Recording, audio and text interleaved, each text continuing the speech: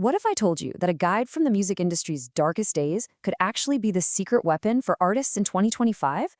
Well, we're going to unlock some seriously modern strategies from a place you'd never expect. Let's get into it.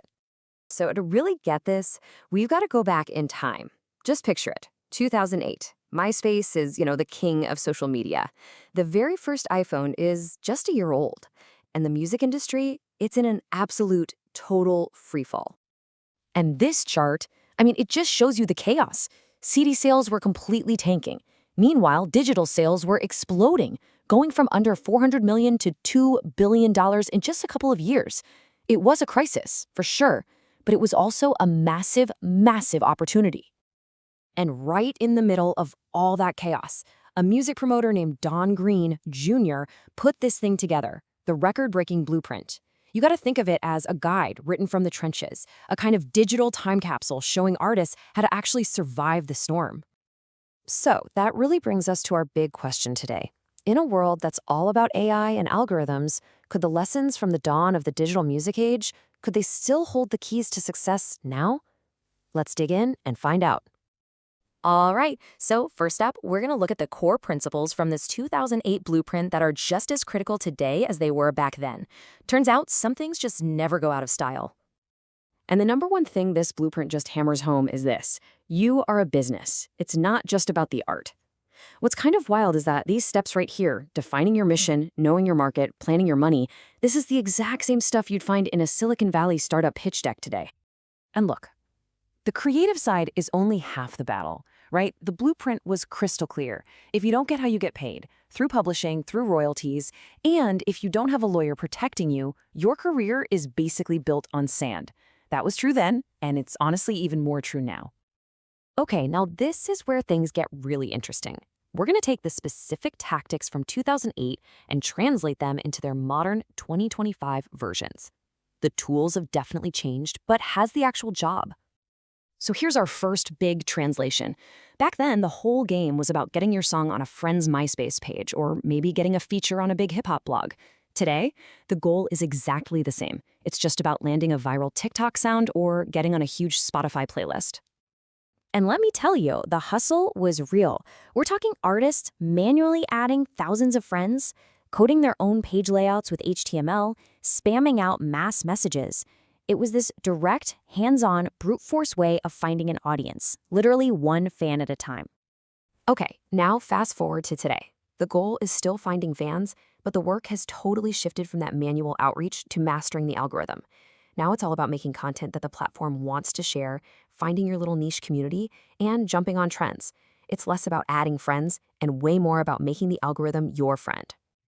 All right, on to our next translation. Back in 2008, getting music out there meant burning CDs for mixtapes and getting street teams to pass them out. Today, it's all about surprise digital drops and getting your online fan armies all hyped up.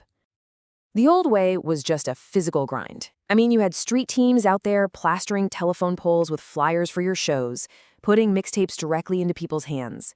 It was all about building that local, real-world buzz. Today, all that same energy, it lives completely online. Pitching to playlists, that's the new mixtape submission. Running a Discord server, that's the new fan club. Your online street team is coordinating in group chats to get your new single to #1. The location changed, but the mission is exactly the same. Now this is where the 2008 blueprint gets downright prophetic. It laid out this philosophy for surviving in a shrinking market that is, no joke, more relevant today than ever. They called it the rules of the pie. So, rule number 1 was all about tackling that core crisis of 2008. Album sales were just dying. The blueprint's advice was pretty simple. If your traditional market is shrinking, don't just fight over the scraps. Go find a bigger market. Back then, the blueprint was telling artists to think nationally, not just locally. Today, that advice has gone completely exponential. Your potential audience isn't just your city or your country, it's every single person on the internet. The pie is global. Rule number 2 gets even more interesting. It asks, okay, but what if you can't find a bigger pie? What if the whole industry is getting smaller? The answer? Bake more pies. In other words, you diversify. So the blueprint's advice was to profit on volume. In 2025, that means diversifying your content. You don't just release an album anymore. You're dropping singles, remixes, visualizers, behind-the-scenes clips on TikTok, YouTube Shorts. You bake a lot of smaller pie. And this final rule, it's the most forward-thinking one of all. It tackles the ultimate fear. What if the pie itself, selling records, just isn't profitable anymore? The answer? Bake a completely different pie. Get this. Back in 2008, the blueprint literally said to expand into gaming. I mean, think about how crazy that was back then. Today, that means you have to innovate your revenue streams way beyond just the music. It's getting your song into a movie, doing exclusive merch drops, or even exploring stuff like Web3. You bake a completely different kind of pie.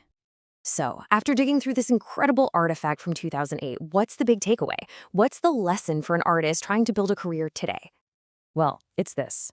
MySpace is gone, right? CDs are a niche thing for collectors. But the core strategies, building a real business, finding an audience, creating new kinds of value, those haven't changed one bit. The tools will always change, but the blueprint, that's timeless.